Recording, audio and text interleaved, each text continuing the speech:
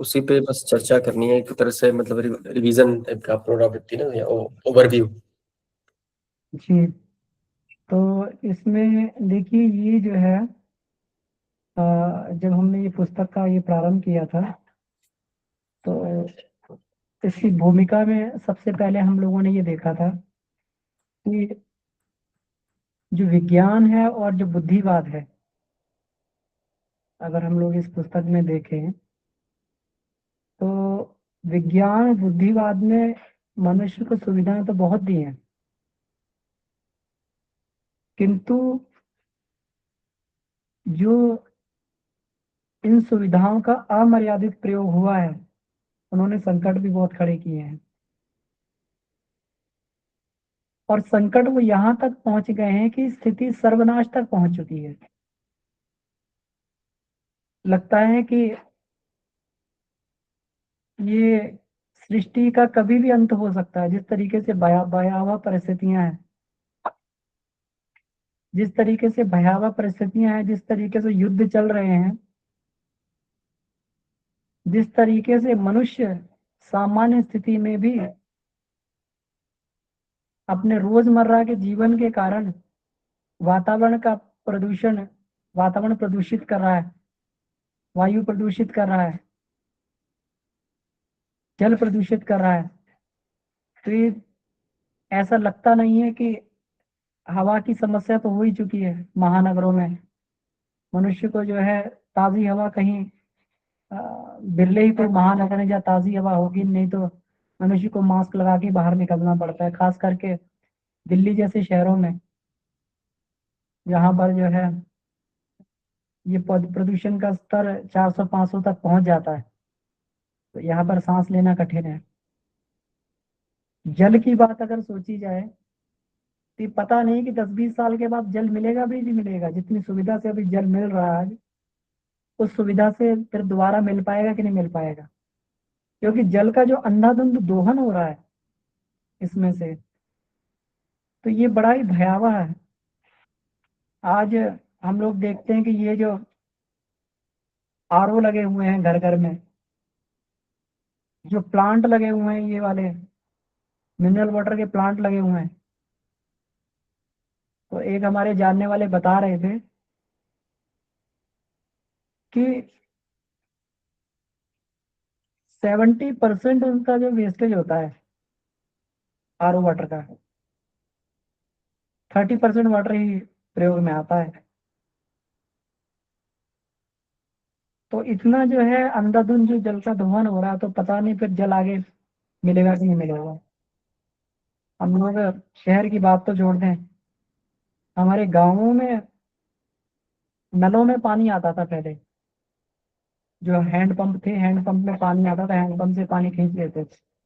आज सारे के सारे हैंडपंप जो है बिल्कुल बेकार हो गए हैं, और कोई हैंडपंप काम नहीं करते। समरसेबल धीरे धीरे जो है पानी छोड़ते हुए चले जा रहे हैं, पानी का जो लेवल बहुत गिरता हुआ चला जा रहा है। तो हम लोग देखते हैं कि ये सर्वनाश की स्थिति हम के आसपास हम लोग खड़े हैं। लेकिन फिर भी यहाँ पे कहा गया है कि कोई ना कोई सृष्टि का नियंता तो है, जो अपनी इस कलाकारिता, जिसने अपनी समग्र कलाकारिता बटोरकर, समग्र समग्र कलाकारिता बटोरकर धरती को और उसकी व्यवस्था के लिए मनुष्य को बनाया। कितना बढ़िया बात यहाँ पे कही गई है। धरती को बनाया और उसकी व्यवस्था के लिए मनुष्य को बनाया। अलग बात है कि मनुष्य अव्यवस्था उत्पन्न कर रहा है, तो वो उसका इस तरीके से विनाश नहीं होने दे सकता। अगर हम, जो लोग चांद इत्यादि दूसरे ग्रहों पे जाते हैं, जब दूसरे ग्रहों को देखते हैं, तो यहाँ का देखते हैं कि पृथ्वी कितनी सुंदर है। जैसे हम लोग अपने ग्रह से चांद को देखते हैं, तो पृथ्वी तो कई गुना जो है उससे सुंदर लगती है। नीलवर्ण पृथ्वी, चमकती हुई पृथ्वी, एकदम ऐसा लगता है कि पता ना कितना सुंदर कोई ग्रह पिंड है। जब लोगों ने ऊपर से अंतरिक्ष में से फोटो लिया पृथ्वी का, तो जिस पृथ्वी पर सारी की सारी कलाकारिता इस धरती को बनाने के लिए लगा दी, तो वह इसका विनाश होते नहीं देख सकता। इसलिए नियंता ने अभी के लिए निर्णय लिया है। वैसे तो प्रलय होती है और सृष्टि जो है फिर एक बार उसकी नए से शुरुआत होती है, लेकिन अभी नियंता नहीं चाहते हैं कि प्रलय से जो धरती ये क्षत विक्षत हो जाए, समाप्त हो जाए ये ग्रह, इसको बचाने का निर्णय किया गया है। अब सारी की सारी सत्ताएं जो है इसको बचाने में लगी हुई हैं। गुरुदेव ने कहा कि 1999 1989 से 2000 तक युग संधि काल माना गया है। दो महत्वपूर्ण युग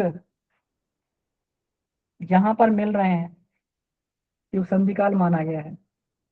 और सभी भविष्यवक्ता इस बात को स्वीकार करते हैं कि एक बहुत ही महत्वपूर्ण काल है, ये संधि काल है।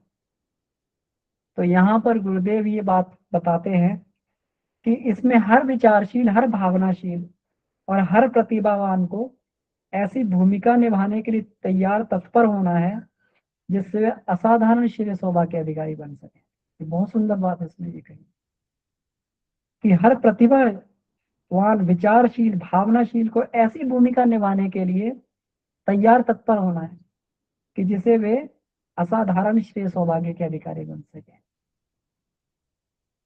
तो काल सामान्य नहीं है तो बात सामान्य से भी नहीं बनेगी। तो यहाँ पर उच्च भूमिका निभाने की बात ये कही गई। इसमें फिर आगे के चैप्टर्स में गुरुदेव ने जो है बहुत सारी समस्याओं का ये इसमें ये वर्णन किया है। तो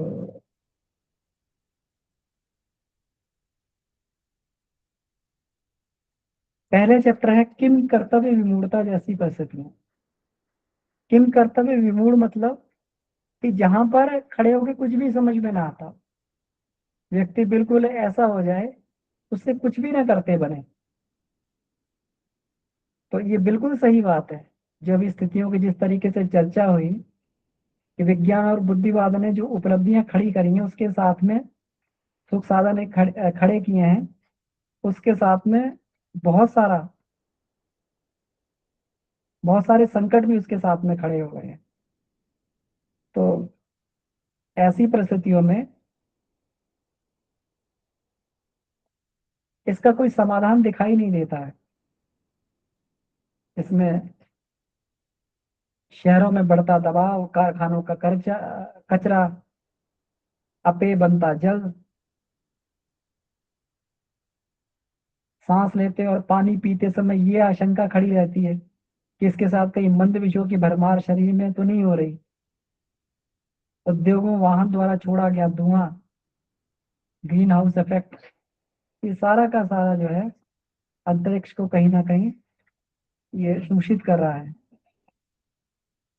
और उसके बाद जो है ये तो ठीक है, लेकिन इससे भी भयंकर खतरा जो अणु ऊर्जा का है, जिस तरीके से ये परमाणु रिएक्टर चल रहे हैं और ये अपना ये कर रहे हैं, या कहीं ना कोई जब ये परमाणु का ये विस्फोट होता है तो इससे निकलने वाला कचरा और इससे निकलना विकिरण जो है ये और भी खतरनाक है। इसके डिस्पोजल का तो कोई वो है ही नहीं कि इसके डिस्पोजल का कोई अभी तक इसका ये तय नहीं। जहां पर ये कचरा फेंका जाता है, जहां धरती में भी गाड़ दिया जाता है, वहां पर विकिरण प्रारंभ हो जाता है। तो स्थिति जो है निश्चित विस्फोटक है, क्योंकि दिन दिन इसका विस्तार होता जा रहा है। अब ये बात ये सामने ये कही गई है कि विज्ञान जो प्रत्यक्षवाद पर ही अवलंबित है।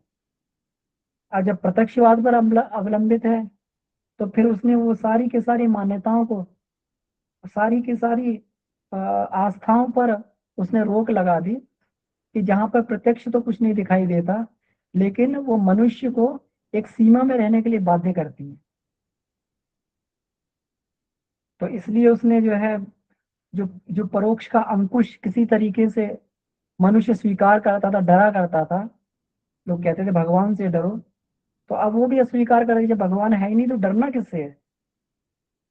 तो जो एक परोक्ष रूप का एक अंकुश मनुष्य के सामने ऊपर हुआ करता था कि ईश्वर, धर्म और उसके साथ जुड़े हुए संयम, सदाचार, पुण्य, परमार्थ, तो इनका कोई स्थान जो है मनुष्य के लिए नहीं रह गया। मर्यादा और वर्जनाओं को अंधविश्वास बोल दिया गया है। लेकिन ये सारा का सारा विज्ञान के प्रत्यक्षवाद द्वारा ही ये बात हो रही है, संभव बन रही है कि मर्यादाओं वर्जनाओं को अंधविश्वास है। इसको इसको नहीं करना चाहिए, इसको मानना नहीं चाहिए। पहले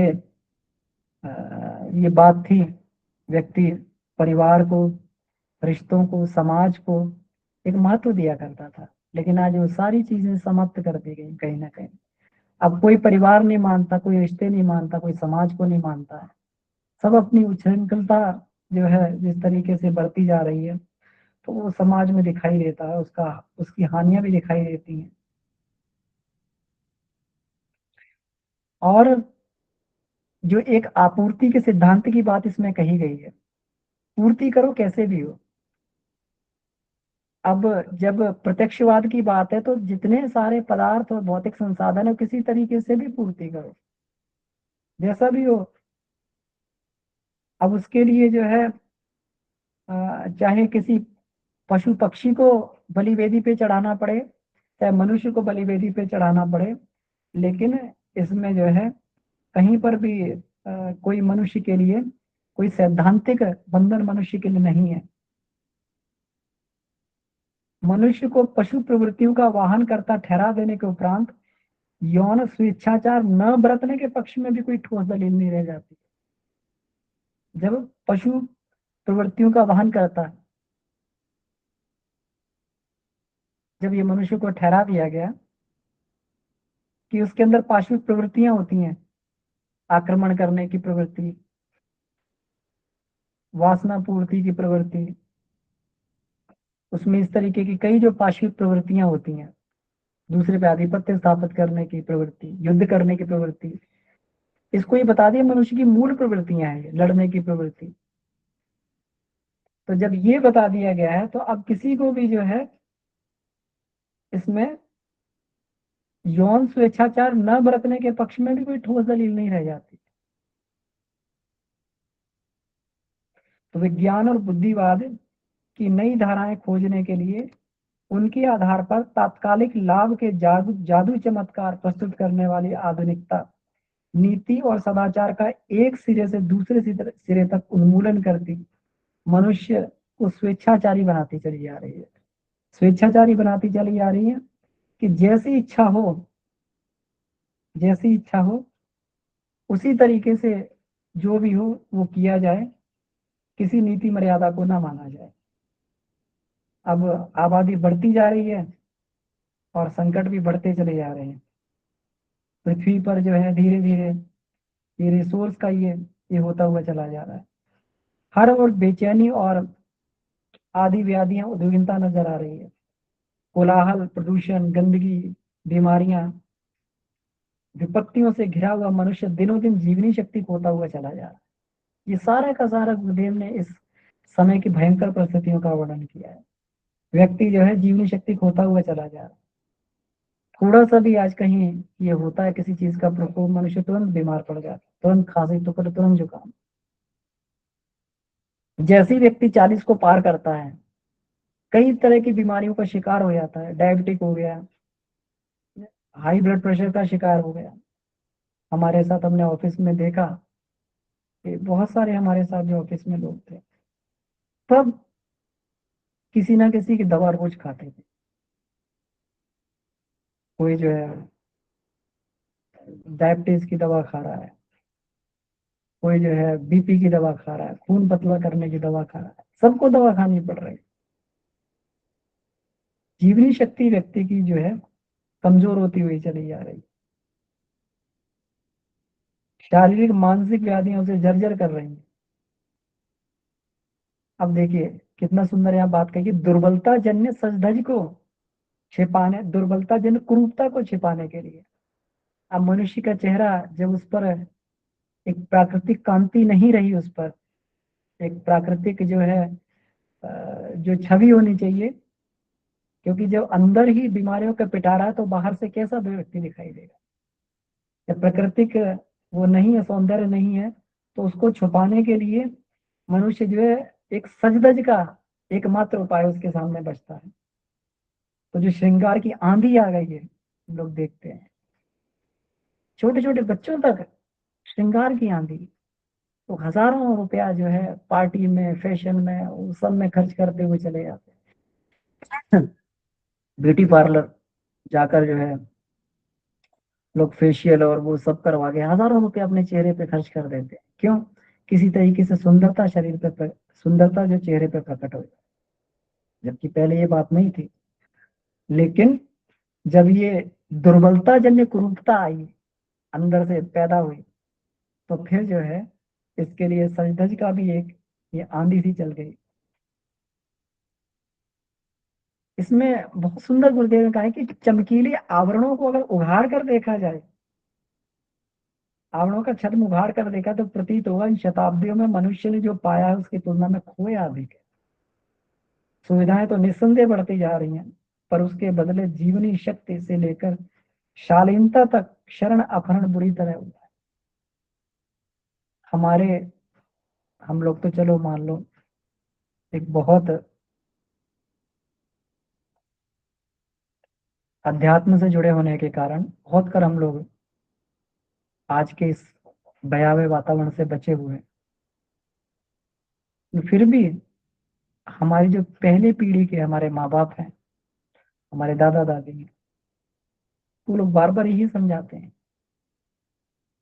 कि किस दौड़ में आप लोग दौड़े जा रहे हैं, क्या चाहिए मनुष्य को। कई बार हम जो है बहुत सारे जो अपने परिजन भी हैं उनसे बात करते हैं, तो वो यही बताते हैं कि किस चीज की आवश्यकता है, सारा कुछ तो अपने पास है, लेकिन फिर भी बच्चे जो है पता नहीं किस अंधी दौड़ में भागम भाग लगे हुए हैं।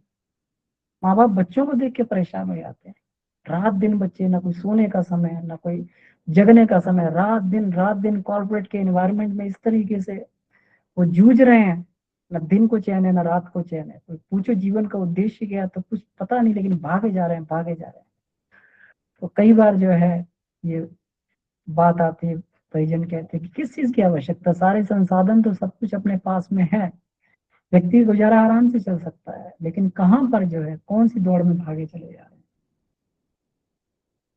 तो ये जो है बिल्कुल इसी तरीके से हमें ये कहना चाहिए कि जो चमकीले आवरण को प्राप्त करने के लिए जो मनुष्य भागा जा रहा है, चमकीले आवरण पहन के ये कर रहा है, जहां भी वो दिखावा, दिखावटी चीज, लग्जरी, ये सब किसी तरीके से प्राप्त हो जाए सारा कुछ, तो उससे देखने से यही प्रतीत होता है कि मनुष्य ने पाया बहुत कम, खोया अधिक है।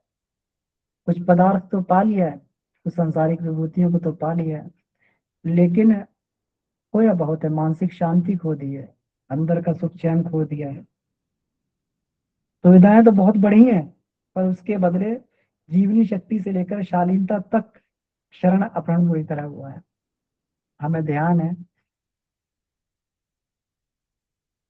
अभी जब हम लोग स्कूल जाया करते थे, रोज 30 किलोमीटर साइकिल चलाते थे। 15 किलोमीटर आना, 15 किलोमीटर जाना, 30 किलोमीटर साइकिल, 20 किलोमीटर साइकिल रोज चलाते थे। लेकिन अब अगर देखा जाए तो साइकिल चलाने का उतना अभ्यास ही नहीं रहा।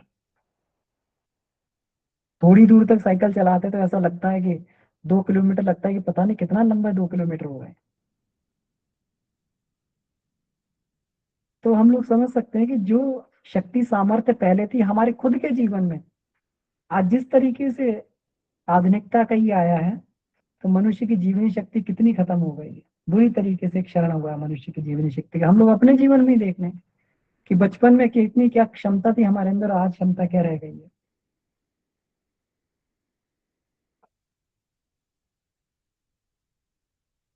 अब जीवनी शक्ति नहीं, शालीनता का भी जो है शरण और अपहरण बुरी तरीके से हुआ। आदमी ऐसी स्थिति में रह रहा है जैसे उन भूत पलितों के सदृश कह सकते हैं, जो मरघट जैसी नीरवता के बीच रहते हैं और डरती डराती जिंदगी जी। मरघट जैसी नीरवता। आज एक देखा जाए तो एक मल्टी स्टोरी बिल्डिंग में हम लोग रहते हैं, मल्टी स्टोरी बिल्डिंग में, जहां पर एक एक बिल्डिंग में 200-200 फ्लैट है। 200 फ्लैट में जो कितने लोग रहते हैं? अगर एक फ्लैट में 2 लोग भी रहते हैं, 4 लोग भी रहते हैं, तो कम से कम 500 से ऊपर लोग रहते हैं। लेकिन फिर भी व्यक्ति अकेला ही है, बिल्कुल किसी को नहीं जानता है, किसी से कोई बातचीत नहीं, बिल्कुल ऐसे रह रहा है कि जैसे बिल्कुल अकेले हैं। कहीं कोई जो है आसपास में नहीं है, मरघट जैसे, भूत प्रेत प्रेतों जैसे जीवन। अभी एक बार हमारे उसमें बगल के बिल्डिंग में एक बार घटना घटी। किसी व्यक्ति की मृत्यु हो गई, उसका पता ही नहीं लगा कि वो मर गया, क्योंकि कहीं कोई आसपास में किसी से कोई कम्युनिकेशन नहीं है। और फिर कितने दिनों बाद पता लगा, जब उसकी डेड बॉडी सड़ने लगी, तब पता लगा कि वो मर चुका है। तो बिल्कुल ऐसी जो है मरघट जैसी स्थिति में व्यक्ति जी रहा, डरती डराते कि पता नहीं कब कोई क्या आक्रमण ना कर बैठे, कौन व्यक्ति कैसा है, किस तरीके से है। तो व्यक्ति डरता डराता जी रहा है। पड़ोसी पता नहीं कैसा निकले, पड़ोसी से बातचीत हो, पड़ोसी पता नहीं कैसा निकले, क्या है। समृद्धि बटोरने को इन दिनों हर कोई बेचैन है, किंतु इसके लिए योग्यता, प्रामाणिकता, पुरुषार्थ, परायणता, संपन्न बनने की आवश्यकता पड़ती है। पर लोग मुफ्त में घर बैठे जल्द अनाप शनाप पाना चाहते हैं। बहुत बढ़िया ये बात ये कही गई है कि समृद्धि बटोरने के लिए इन दिनों हर कोई बेचैन है। इसके लिए योग्यता, प्रामाणिकता, पुरुषार्थ, परायणता, संपन्न बनने की आवश्यकता पड़ती है। मतलब ठीक है, ये चाहिए, समृद्धि बटोरनी है, लेकिन उसके लिए योग्यता बढ़ाओ। गुरुदेव बार बार कहते थे, पैसा चाहिए तो योग्यता बढ़ाओ, प्रामाणिकता बढ़ाओ, पुरुषार्थ करो, पुरुषार्थ बढ़ाओ, ये गुरुदेव कहते थे। लेकिन आज मनुष्य जो मुफ्त में घर बैठे बैठे जल्दी जल्दी अनाप शनाप पाना चाहता है, मुफ्त में बैठे, और व्यक्ति इस स्थिति में सोचता भी नहीं है। मतलब वे लोग जो बिल्कुल पढ़े लिखे और ये कहे जाते हैं, वो भी कई बार जो है लालच के कारण इन कुचक्करों में फंस जाते हैं कि, लेकिन उद्देश्य यही है कि किसी तरीके से रातों रात अमीर बन जाए, पैसा जो है रातों रात जो है पैदा हो जाए। लेकिन कई बार जो है ऐसी उसमें आकर, कुचक्कर में आकर, और ऐसे लोगों को तो आजकल जो है ये साइबर क्राइम और ये वाले खूब जो है ढूंढते रहते हैं, वो ये ऐसे मिल जाए, और ऐसे लोगों की भरमार है, खूब ठगियां होती हैं। ये लिंक को एक्सेस किया, वो लिंक को, इसमें आपको इतना मिलेगा, इसमें आपको इतना मिलेगा। तो जो है खूब जो है इससे जो है ये हो जाता है। तो यही है कि बिना पुरुषार्थ के व्यक्ति जो है रातों रात अमीर बनना चाहता है, और नहीं है तो इसके लिए अगर परिश्रम नहीं करना तो फिर अनाचार का मार्ग इसके लिए होता है कि अनाचार का मार्ग अपनाया जाए। और उसी का कारण है, परिणाम है कि तृष्णा आसमान छूने लगी है। इस मानसिकता की परिणति एक ही होती है कि मनुष्य अनेकानेक दुर्गुणों से ग्रस्त होता हुआ चला जाता है। मतलब बिल्कुल अपने लक्ष्य से बिल्कुल जो है 180 डिग्री की यात्रा में। मनुष्य जीवन का लक्ष्य तो था कि दुर्गुण किसी तरीके से कुसंस्कार समाप्त किए जाए और सद्गुण को बढ़ाया जाए, तो किसी तरीके से सत्प्रवृत्तियां बढ़े, सतोगुण बढ़े, और धीरे धीरे व्यक्ति जो उस लक्ष्य तक पहुंचता जाए। लेकिन यहाँ तो स्थिति उल्टी ही है कि मनुष्य दुर्गुणों से ग्रस्त होता हुआ चला जाता है, बिल्कुल उल्टा। वह पारस्परिक विश्वास और स्नेह सद्भाव खो बैठने पर व्यक्ति हंसती हंसाती सद्भाव और सहयोग की जिंदगी जी सकेगा, इसमें सहयोग, इसमें संदेह बना हुआ है। व्यक्ति प्रसन्नता के लिए ही सब कुछ करता है, लेकिन इसमें भी संदेह बना हुआ है कि कभी जो है हंसती हंसाती व्यक्ति जिंदगी जी पाएगा। तो इस तरीके से जो इसमें ये दिया हुआ है कि मनुष्य का उल्टा चिंतन, संकीर्ण स्वार्थ प्रता, बेहतर है भरा हुआ मानस, आलसी, विलासी और अत्याचारी, अनाचारी स्वभाव, इन सब से मिलकर वह एक प्रेत पिशाच स्तर का बन गया है। भूत प्रेत जिस तरीके से होते हैं, भले ही ऊपर से आवरण देवताओं संतों का हो, लेकिन प्रेत पिशाच जैसा बन गया है। स्थिति ने जन समुदाय को शारीरिक दृष्टि से रोगी, अभावग्रस्त, चिंतित, असहिष्णु एवं कातर आतुर बनाकर रखा है। इसका समापन किस प्रकार बन पड़ेगा, इसका समापन किस प्रकार बन पड़ेगा। देखिए ये सारी की सारी चर्चा करके गुरुदेव कह रहे हैं इसका समापन किस प्रकार से हो सकेगा। इन्हीं परिस्थितियों में रहते अगले दिनों क्या कुछ बन पड़ेगा, इस चिंता में हर विचारशील का किम कर्तव्य विमूढ़ होना स्वाभाविक है। सूझ नहीं पड़ता कि भविष्य में क्या घटित होकर रहे। जो लोग गुरुदेव से जुड़े हैं या भगवान से किसी आध्यात्मिक माध्यम से जुड़े हैं तो उनके सामने तो फिर भी कहीं ना कहीं आशा की किरण है। लेकिन हर बुद्धिवादी व्यक्ति जो है, विचारशील व्यक्ति यही सोच रहा है कि आगे होगा क्या, कैसे इन बड़ी बड़ी समस्याओं का समाधान निपट कर पाएगा। हम ही लोगों में से बहुत सारे लोग कहते हैं कि इतनी भयावह समस्याओं में किस प्रकार से हम लोग उभर पाएंगे या उभर पाएंगे कि भी नहीं उभर पाएंगे, ये एक संदेह बना रहता है। लेकिन बात यहाँ पर समाप्त नहीं हो जाती है। यहाँ पर ये कहा गया अभी भी बचने का एक रास्ता है कि अगर जो भी शक्ति का भंडार हमारे पास अभी भी बचा हुआ है उसका अगर सदुपयोग बन पड़े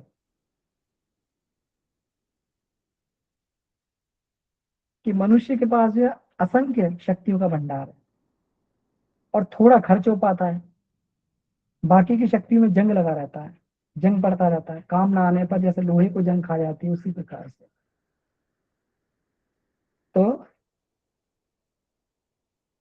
पिछली 3 सदियों को आत्म जागृति का समय कहना चाहिए, भले ही भौतिक प्रयोजन के पक्ष में ही सीमित क्यों ना रही हो। 3 सदियां पिछली हम लोग देखते हैं, 3 सदियों में अवतार भी बहुत हुए पिछली 3 सदियां। चाहिए इसको देखें हम लोग कितने संत सुधारक अवतार स्तर के लोग, महापुरुष लोग इन सदियों में पैदा हुए और आत्म जागृति के लिए हमेशा प्रयासरत रहे। अभी हम लोग ज्यादा पीछे नहीं जाए तो स्वामी रामकृष्ण परमहंस, स्वामी विवेकानंद, स्वामी दयानंद सरस्वती, स्वतंत्रता संग्राम में जूझते हुए लोग, गांधी, भगत सिंह, सुभाष चंद्र बोस। तो ये आत्म जागृति का समय ये कहना चाहिए, भले ही भौतिक प्रयोजन के पक्ष में सीमित क्यों ना हो, शक्ति का जहां प्रयोग भी होता है वे अपना काम करती है। तो भौतिक प्रगति की दिशा में उसका रुझान जुड़ा, अन्वेषण चले और प्रत्यक्षवाद के पुराने ढांचे को एक नए दर्शन रूप में गढ़कर तैयार कर दिया गया। नई स्फूर्ति के साथ नवीनता उभरती तो उसका परिणाम भी असाधारण होता है। प्रगति के नाम पर बढ़ा चढ़ा भौतिकवाद, प्रत्यक्षवाद जो सामने आया, बुद्धि ने जानकारियां तो बहुत इकट्ठी कर ली लेकिन अहंकारी भी बनी।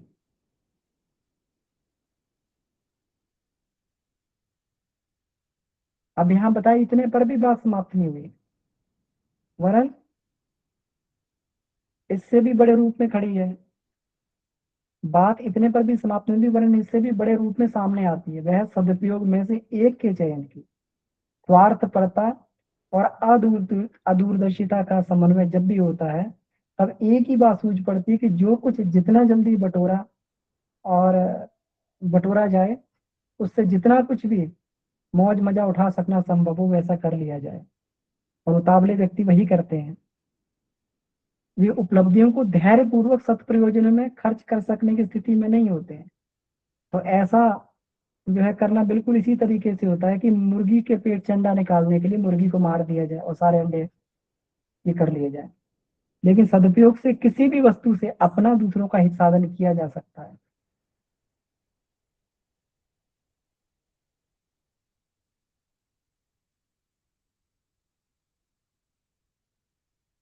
अब इसमें ये बताया गया है कि दुरुपयोग तो हो गया हुआ है संसाधनों का और जिससे जो संकट भी खड़े हुए हैं, लेकिन अब थोड़ा सा जो है बुद्धि को अगर सदुपयोग की तरफ बढ़ा दिया जाए तो यहाँ पे वो समाधान भी दिए हुए हैं, बहुत अच्छे समाधान है आज के युग के लिए। बड़े शहर बसाने और बढ़ाने में लगी बुद्धिमत्ता यदि अपनी योजना को ग्रामोन्मुखी बना देने की दिशा में मुड़ी गई होती मुड़ गई होती तो अब तक सर्वत्र छोटे छोटे स्वावलंबी फलते फूलते कस्बे ही दिखाई पड़ते। छोटे छोटे स्वावलंबी, छोटे छोटे उद्योग अगर गांव के स्तर पर अगर ये चालू कर दिए जाएं, आज बड़ी बड़ी इंडस्ट्रीज बनाने में ये जितने भी उद्योगपति लगे हुए हैं, अगर कुछ ऐसा कुछ उनके मस्तिष्क में आए और छोटे छोटे जो है एक स्मॉल स्केल की इंडस्ट्री को जो गांव लेवल पे बसा दिया जाए, गांव लेवल पे अगर इस तरीके का कोई प्रोजेक्ट अगर कोई हाथ में पकड़ ले, तो ये टारगेट ले कि मुझे 100 गांवों में 100 इंडस्ट्रीज को बसाना। अगर इस तरीके से बात हो जाए तो जो शहरों पे दबाव बढ़ रहा है वो बढ़ेगा नहीं, वो छोटे छोटे गांव भी जो है वहां विकसित होंगे। तो इसमें यही बताया गया है कि शहर बसाने बढ़ाने में लगी बुद्धिमत्ता यदि अपनी योजना को ग्रामोन्मुखी बना देने की दिशा में मुड़ गई होती, अब तक सर्वत्र छोटे छोटे स्वावलंबी फलते फूलते कस्बे ही दिखाई पड़ते। न शहरों की घिचपिच, गंदगी तथा विकृतियों का भार वहन करना पड़ता, और न गांवों की प्रतिभा पलायन होने जाने के कारण उन्हें गई गुजरी स्थिति में रहने को बाधित होना। युद्धों को निजी या सार्वजनिक क्षेत्रों में समान रूप से अपराध घोषित कर दिया जाता। आज युद्ध चल रहे हैं, उनको जो है उन पर किसी तरीके से नियंत्रण रखा गया होता और एक विश्व संसद में ये कर दिया होता कि कोई युद्ध नहीं करेगा, युद्ध करना अपराध है। और अंतरराष्ट्रीय स्तरों पर भी जो पंचायतें होती विवाद को सुलझा दिया करती, तो थोड़ी ही मात्रा में आयुध, जो सीमित मात्रा में आयुध पुलिस या अंतरराष्ट्रीय पंचायतों के पास में रहते। कितनी बढ़िया बात है, आयुध हर किसी के पास रहने की बात नहीं थी। अगर अंतरराष्ट्रीय स्तर पर ऐसी पंचायतें होती तो उन्हीं के पास में आयुध रहते। कहीं पर भी कोई अगर ये करता तो फिर वो जो पंचायतें उसको सुलझाने का प्रयास करती। तो जो इतनी बड़ी शक्ति सामर्थ्य जो सबकी खर्च हो रही, सब हथियार बनाने में लगे हुए, सब इतना इतना पैसा जो है रक्षा बजट में चला जाता। हम लोग देखते हैं हमारे देश का कितना पैसा रक्षा बजट में चला जाता। पड़ोसी मुल्क जो है जिसको खाने खाने में दाने दाने मोहताज है, लेकिन कितना पैसा जो है अपना युद्ध और उसमें जो खर्च करता है, हम लोग समझ सकते हैं। तो ये वाली स्थिति तो नहीं होती कम से कम अगर इसकी ये आयुध जो सीमित मात्रा में अंतरराष्ट्रीय पंचायतों के पास ही रहते। युद्ध सामग्री बनाने में विशाल धन शक्ति और जनशक्ति लगाने के लिए ऐसा कुछ न करना पड़ता जैसा कि इन दिनों हो रहा है। यह जनशक्ति धन शक्ति यदि शिक्षा संवर्धन, उद्योगों के संचालन, वृक्षारोपण आदि उपयोगी कामों में लगी होती तो युद्ध के निमित्त लगी हुई शक्ति को सृजन कार्यों में नियोजित करके इतना कुछ प्राप्त कर लिया होता कि अद्भुत होता। केवल युद्ध में लगने वाले सामर्थ्य को अगर ये लगा दिया होता, भले वृक्षारोपण में लगा दिया होता या फिर जो है जनशक्ति को ये बनाने में लगा दिया होता, धन शक्ति शिक्षा का संवर्धन में लगा दिया, तो अद्भुत स्थिति होती इस समय। ये बात जो है इसमें कही गई है। शिक्षा का प्रयोजन, कितना बढ़िया बात ये कही गई कि शिक्षा का प्रयोजन केवल क्लर्क पैदा करना ना होता, उसको जो है जनजीवन तथा समाज व्यवस्था के व्यवहारिक पक्षों के समाधान के रूप में प्रयुक्त किया गया होता। आज नहीं हो रहा है। व्यक्ति जो है पढ़ लिख के तो इतना ये हो जाता, लेकिन उससे छोटी छोटी समस्याएं नहीं सुलझती, निजी जीवन की समस्याएं नहीं सुलझ पाती है, समाज में कैसे व्यवहार करना उसको नहीं समझ में आता है, उसको जो है व्यवहारिक पक्ष का बिल्कुल भी ज्ञान नहीं होता है। तो यही कहा गया है कि अगर ये बात रही होती व्यवहारिक पक्षों की भी शिक्षा जो है जनजीवन और समाज व्यवस्था के लिए व्यवहारिक पक्षों के समाधान के रूप में अगर शिक्षा का प्रयोग किया गया होता तो सभी शिक्षित शब्द सुसंस्कृत होते और अपनी समर्थता का ऐसा उपयोग करते जिससे सर्वत्र विकास और उल्लास ही होता। तो ये वाली बात यहाँ पर ये कही गई है। और सब लोग अगर जो है अगर उन्हें बताया जाता, अगर उन्हें बोला जाता कि भाई आप अगर पढ़ रहे हैं आपको प्रमाण पत्र तभी मिलेगा जब 2 अनपढ़ों को साक्षर बनाएंगे, इस तरीके से अगर बात रही होती तो आज जो है कहीं पर भी ये जो है कहीं निरक्षर व्यक्ति नहीं दिखाई देता। प्रेस और फिल्म उद्योग जो है, तो प्रेस और फिल्म उद्योग अगर जो है जनमानस को ये कहते हैं असाधारण रूप से प्रभावित करते हैं। अगर इन पे अनुशासन रहा होता तो उनके द्वारा उपयोगी मान्यता प्राप्त विचारधारा को ही छापा जाता, फिल्माया जाता, तो इससे मनुष्य की बहुमुखी शिक्षा की आवश्यकता पूरी होती, जनसाधारण को सुविज्ञ और सुसंस्कृत बना सकने में सफलता मिल गई होती। असाधारण रूप से जो है इसका असर जनमानस पे होता है। जो भी फिल्मों में दिखाया जाता है, जो भी जो है इसमें छापा जाता है, प्रेस मीडिया के माध्यम से जो भी ये चलता है, चाहे प्रिंटेड मीडिया हो चाहे ये हो, तो ये असाधारण प्रभाव जो है जनमानस पर इसका ये पड़ता है। तो अगर इनका सदुपयोग हुआ होता तो जनमानस की विचारधारा को निश्चित रूप से बदला जा सकता था, सुसंस्कृत बनाया जा सकता था, उसे सफलता प्राप्त की जा सकती।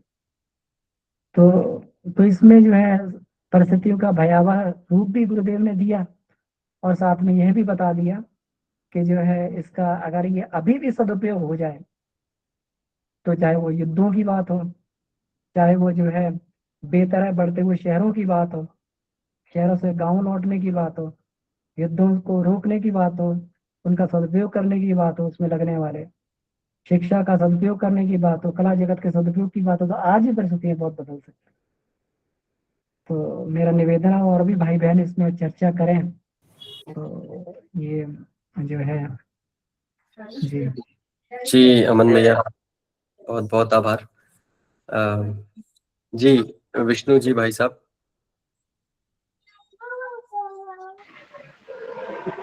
जय गुरुदेव, प्रणाम भाई साहब। प्रणाम भैया। भाई साहब, ये छोटी सी इंफॉर्मेशन शेयर करनी थी आज की क्लास में। जैसे आपने बताया कि शहरों से लोड को इंडस्ट्रियलाइजेशन के या इंडस्ट्री के लोड को ट्रांसफर करके गांवों की तरफ ले जाया जाए, तो जस्ट मैं आपको अपडेट देना चाह रहा था कि जैसा गवर्नमेंट का भी बहुत ज्यादा इस चीज पे जोर है। MSME वेंडर सप्लायर्स के बारे में आप लोगों ने सुना होगा, MSME, micro medium and small enterprises. तो इसको गवर्नमेंट बहुत सपोर्ट कर रही है, फाइनेंशियली भी, और बहुत सारी सब्सिडी भी दे रही है और प्रोडक्ट अवेलेबल करा रही है। प्लस बड़ी बड़ी इंडस्ट्रियों को ये जो छोटे सप्लायर सप्लाई कर रहे हैं उनको पेमेंट में यदि असुविधा आ रही तो उसके लिए भी बड़ी इंडस्ट्रियों को लड़ने के लिए अलग से लीगल सिस्टम इन्होंने बनाया हुआ है, MSME ODR पोर्टल बोल के, जिनमें इनका जो आजकल अदालत में, कोर्ट में 10-10, 15-15 साल छोटे छोटे पेमेंट को लेके मामले घिसते चले जा रहे थे, उसको जल्दी सलटाने के लिए इनका अलग से पोर्टल बना दिया है MSME सप्लायर्स को सपोर्ट करने के लिए। तो काफी गवर्नमेंट का इस चीज पे जोर है और हो सकता है गुरुदेव के जो पहले के दृष्टिकोण के हिसाब से जो उन्होंने लिखा उनको पहले ही दिख गया, जो अभी वास्तव में एक्टिवेट हो रहा है और धीरे धीरे काफी सपोर्ट भी हो रहा है। हर बजट में इसको कुछ ना कुछ सपोर्ट कर रही है गवर्नमेंट। बस यही बताना चाह रहा था, बाकी कुछ नहीं भाई साहब। बहुत बहुत धन्यवाद विष्णु जी भाई साहब। नो डाउट अभी जो भैया क्रम चल रहा है वो उसी दिशा में चल रहा है और लोग ग्राम की तरफ फिर चिंतन शुरू हो गया है कि मतलब असली उत्तर आगे भविष्य में देखें तो अब ग्राम की तरफ ही है, गांव की ओर ही है। तो इनफैक्ट कई ऐसे जियोपॉलिटिकल जो बोलते हैं, जैसे डॉक्टर अंकित शाह का टेक है, उन्होंने कई मतलब ऐसी भविष्यवाणियां की हैं, मतलब सिर्फ जियोपॉलिटिकल स्थिति को देखते हुए। उनकी अभी तक की सभी भविष्यवाणियां एकदम लॉजिकल और सटीक बैठी हैं। उसने अभी भी बताया है 2030 के बाद अंग्रेजी और IT का जो प्रचलन चल रहा है और ये जॉब्स के जो प्रचलन चल रहे हैं, डॉलराइजेशन के कारण ये सब मतलब 2030 के बाद मतलब अंग्रेजी की कोई वैल्यू नहीं रह जाएगी या फिर IT सेक्टर की भी कोई खास वैल्यू नहीं रह जाएगी। तो ये समय वापस उसी दिशा का रहा है भैया कि हम अपनी संस्कृति की और ये जो ग्राम की ओर जाने की जो बात है, क्योंकि उत्तर वहीं पे है। तो बहुत बहुत आभार विष्णु भैया। मनीषा दीदी आपका हैंड रेज है जी। जी प्रणाम भैया, सभी साधकों को मेरा प्रणाम। प्रणाम दीदी। जी भैया, मैं ये बताना चाहती थी, मुझे ऐसा लगता है कि जो वस्तु हमें बड़े परिश्रम से मिलती है, बड़ी कठिनाई से मिलती है, तो उसको तो हम बड़े संभाल के खर्च करते हैं, लेकिन जो वस्तु हमें बहुत इजी मिल रही है, बहुत सरलता से मिल रही है, उसका बड़ा दुरुपयोग होता है, मैंने देखा है। मुझे याद आता है कि जब मैं छोटी थी तो नल चलते थे और नलों में अच्छा पानी आता था, और हम फर्स्ट फ्लोर पे रहते थे और ग्राउंड फ्लोर पे हमारा नल था। तो जब हम पानी ले जाते थे ऊपर बाल्टी में भर के, तो बड़ा मतलब देख के हम यूज करते थे बाल्टी को। मुझे याद है हमारी मदर एक बाल्टी पानी में इतने इतने बर्तन साफ कर दिया करती थी, और हम इतने तरीके से एक एक बूंद का यूज करते थे, क्योंकि हमें पता था कि हमें निकालना है नल से और फिर ऊपर लेके आना है। तो हमें पता था कि उसमें परिश्रम लगेगा, तो बड़ा हम देख के खर्च करते थे। लेकिन अब क्या है कि इन चीजों में इतनी सुविधा हो गई है, इतनी आसानी से ये चीजें मिलने लगी हैं, इसलिए भी मुझे लगता है कि उनका दुरुपयोग हो रहा है। यहाँ पास ही के गांव में 1-1.5 किलोमीटर मैं दूध लेने जाती हूँ वहां, तो मैंने वहां देखा है कि जो पशुओं का गोबर होता है उसको भी लोग, समरसीबल सबके लगे हुए हैं, बड़े मोटे मोटे पाइप लगा रखे हैं उनमें, तो उस गोबर को भी वो पाइप से पानी चला के नालियों में बहाते हैं। इतना पानी का दुरुपयोग होता है वहां पे, मैंने देखा है अपनी आंखों से। और वहां मैंने देखा है कि लोगों के घरों में डस्टबिन तक नहीं है। वो जो घर का कूड़ा सारा निकलता है वो नालियों में लाते हैं उनको झाड़ू से लगा के, और फिर पाइप लगा के एक दूसरे के घर के सामने उसको, अपने घर के सामने से हटा के दूसरा, फिर दूसरा पाइप लगाता है, फिर वो दूसरे घर के सामने करता है। इतना पानी का दुरुपयोग मैंने वहां देखा भैया, देख के इतना ये लगता है कि इनको क्या बोला जाए।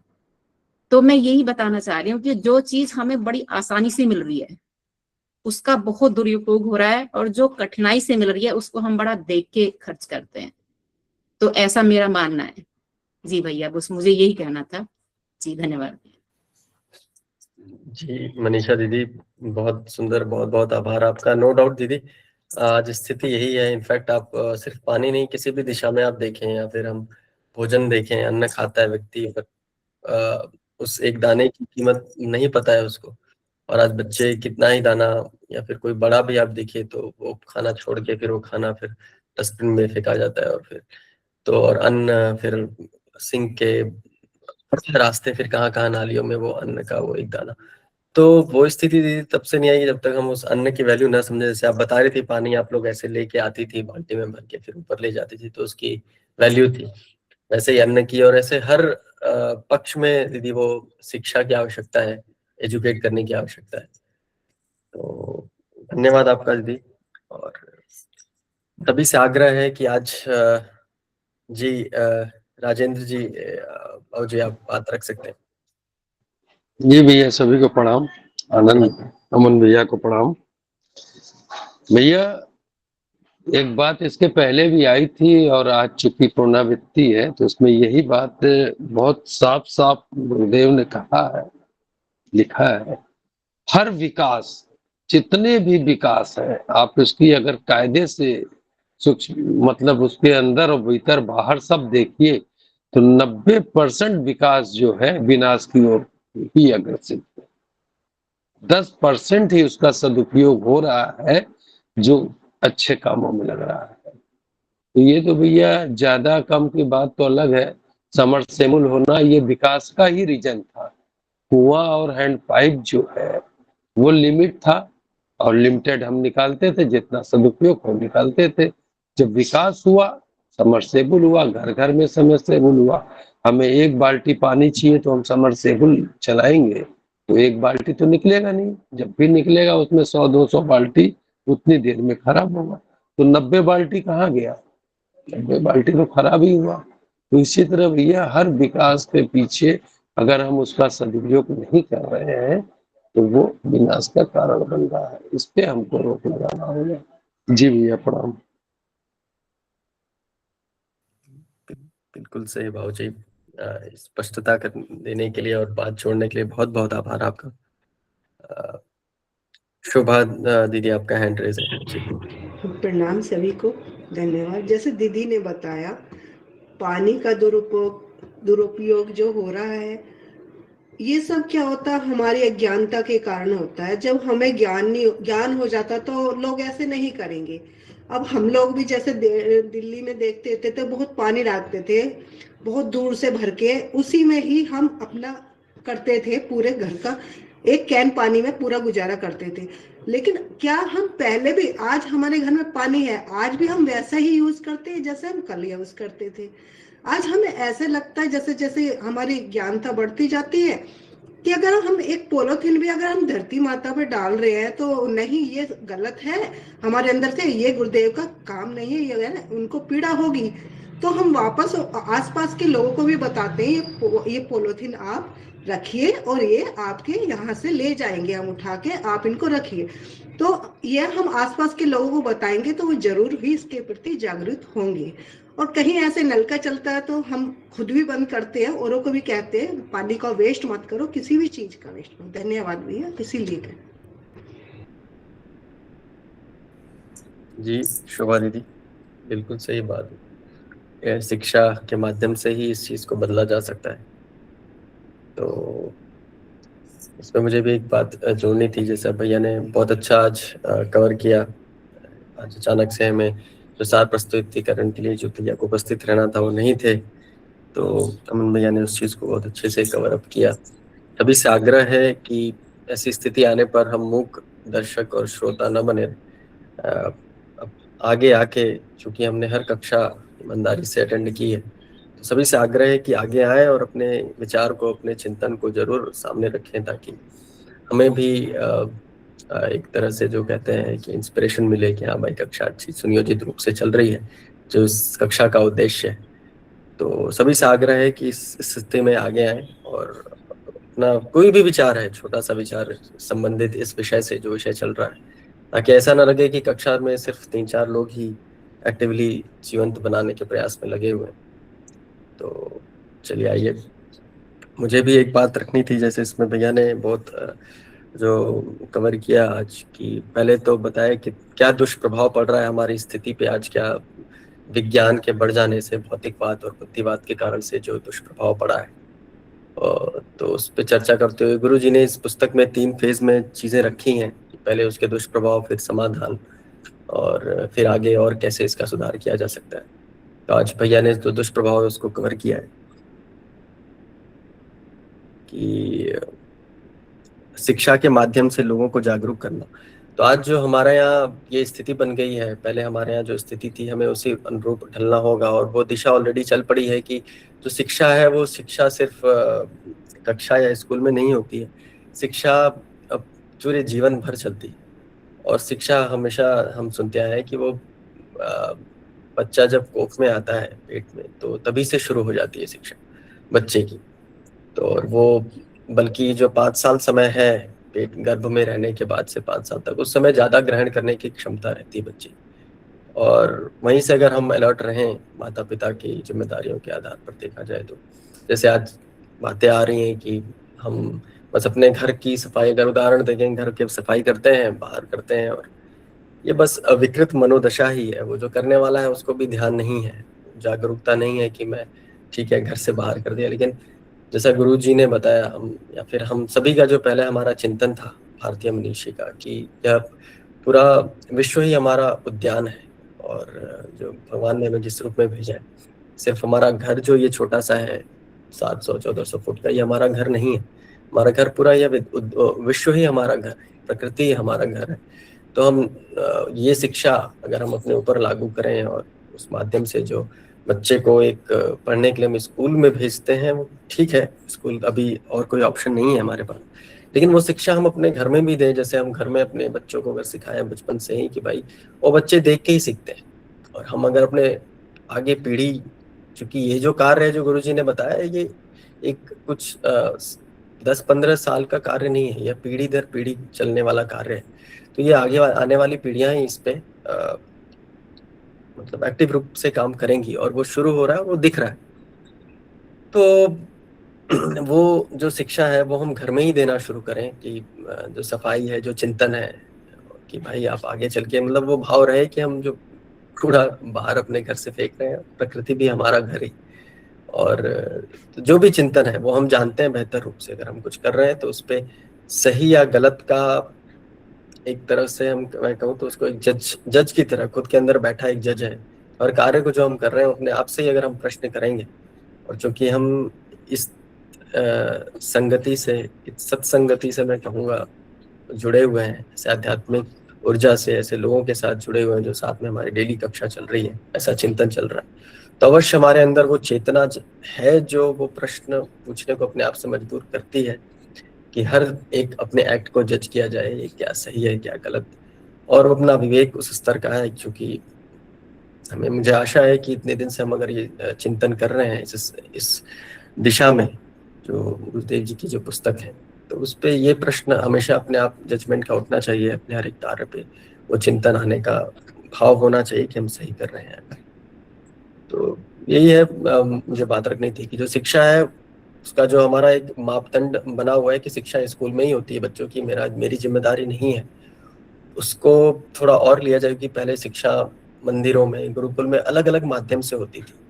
और जैसे इसमें गुरुजी ने बताया है कि शिक्षा के लिए जैसे उद्योग का उदाहरण लिया, तो अलग से उद्योग पढ़ने के लिए बच्चे स्कूल या फिर वहाँ आज जो प्रचलन चला है वैसे नहीं जाते थे। घर में ही अपना जो उद्योग है वो उसी से बच्चा या बच्ची अपने पिता के साथ उस कार्य में लगता था और अपने ही अपना जो कुटुंब का अपनी जो पुश्तैनी जो व्यवसाय कहा जाए उसको आगे बढ़ा के ले चलता था।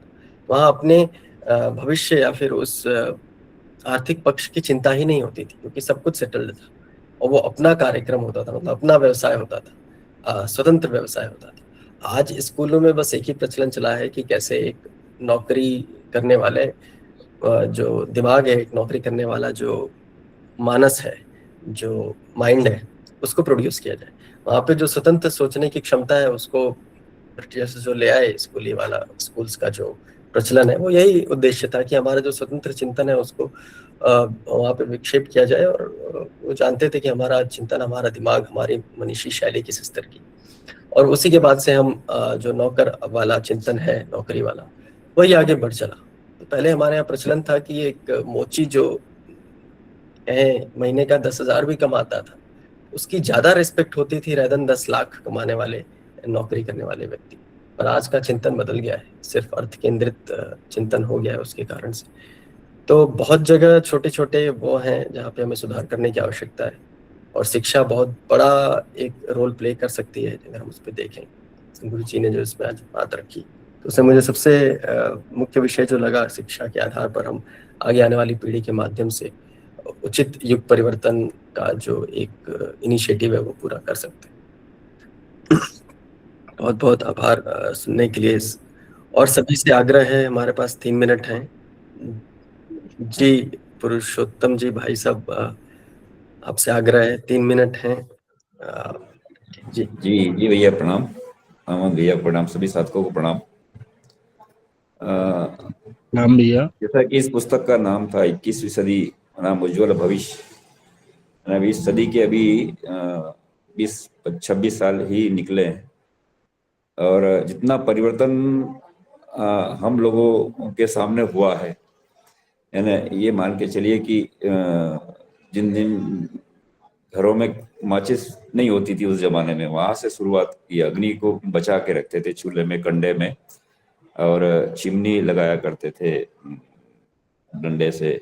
उस समय माचिस नहीं होती थी, तो वहां से लगा करके ये जो सुपरसोनिक का जमाना है, वहां तक का जो ये यात्रा हमने देखी है, तो बहुत ज्यादा परिवर्तन हमारे सामने हुआ है। तो अब ये परिवर्तन तो हुआ है, लेकिन जो विरासत हमने देखी है, जो विरासत हमने पाई है, उस विरासत को आने वाली जनरेशन में हम ठीक तरीके से ट्रांसफर कर पाए। जैसे कि अभी पानी की भी बात हुई थी, बचत करना चाहिए, दुरुपयोग नहीं होना चाहिए। तो जैसे भी आप विनय भैया आपने भी बताया कि भी आने वाली पीढ़ी जो है देख करके सीखती है, और ये अक्सर सा सत्य है। वो जमाना चला गया कि कहीं डांट फटकार करके पढ़ाया जाता था, समझाया जाता था, और उसी से सीखते थे, डांट फटकार से। लेकिन आज तो जमाना है नहीं, कोई डांट नहीं सकता, फटकार नहीं सकता। डांट फटकार करेंगे तो कंप्लेन कर देते हैं आजकल बच्चे भी, और 108 को बुला लेते हैं ऐसा। तो वो जमाना जो है अभी, जो है ये जो आने वाली पीढ़ी जो है सामने हमारे, तो ये जनरेशन गैप नहीं हो। क्योंकि हम बार बार अगर यही कहेंगे कि हमने तो ऐसा जमाना देखा है, हमने ये किया है, और हमारे जमाने में तो ऐसा था, तो वो आने वाली पीढ़ी को जो उनने देखा नहीं है उसको हम बार बार रिपीट एंड रिपीट करने से कोई फायदा नहीं होना है। लेकिन हाँ, वो हमको देख करके जरूर सीखते हैं कि जो हमारे अंदर जो कार्य करने की क्षमता है, जो हम लोग काम करते हैं, उसको देख करके वो जरूर सीखते हैं। तो ये जो जनरेशन गैप है, क्योंकि वो 12 वर्षीय जो पुरुषण का टाइम था, जो गुरुजी ने बताया था 88 से लगा के 2000 तक, उस समय तो शायद हमको भी उसकी जानकारी इतनी पूरी नहीं थी कि ये वर्ष बड़ा जिस तरह से मटके को आवे में पकाया जाता है उस पर हमको पकाया जा रहा है। लेकिन उस समय में अनमने मन से हम जितना कर पाए वो पता नहीं, शायद हम उसको जितना नहीं समझ पाए। लेकिन अब समझ में आती है कि वो जो समय था वो बड़ा अद्भुत और अपनी साधना को पकाने का समय था। लेकिन हमारे हाथ से भी वो समय एक तरह से ऐसे ही निकल गया, जिससे भले ही हम अनमने मन से उस साधना में 3 टाइम होती थी साधना, उसमें बैठे, लेकिन उतनी समझ और इतनी परिपक्वता नहीं थी। किंतु ये जो आने वाली पीढ़ी है उसको हम अपनी जो विरासत है उसको ठीक तरीके से ट्रांसफर कर पाए तो ही हमारा जो उज्जवल भविष्य की कामना का जो इच्छाओं का जो ये है उसको हम सही तरीके से ट्रांसफर कर सकते हैं। जी भैया, समय भी हो गया, बहुत बहुत धन्यवाद। बहुत बहुत आभार पुरुषोत्तम जी भाई साहब अपना विचार रखने के लिए। डॉक्टर साहब आपसे क्षमा चाहेंगे, समय हो गया है, तो समय का अतिक्रमण न करते हुए उसकी मर्यादा को रखते हुए हमें कक्षा को यहीं विराम देना होगा डॉक्टर साहब। तो सभी का बहुत बहुत आभार। अमन भैया आपका विशेष आभार भैया, अपनी इस स्थिति में संभाला कक्षा को। तो आइए शांति मंत्र के साथ आज के कक्षा का समापन करेंगे। ओम शांति शांति शांति। ओम। सभी को प्रणाम, सभी का बहुत बहुत आभार। सबको प्रणाम। शुभ रात्रि। सभी भाई बहनों को प्रणाम। प्रणाम भैया, सभी को प्रणाम। सभी लोगों को प्रणाम। सभी भाई बहनों को प्रणाम। जय गुरुदेव। प्रणाम। शुभ रात्रि। प्रणाम भैया, सभी को प्रणाम। सभी भाई बहनों को सभी को प्रणाम। जय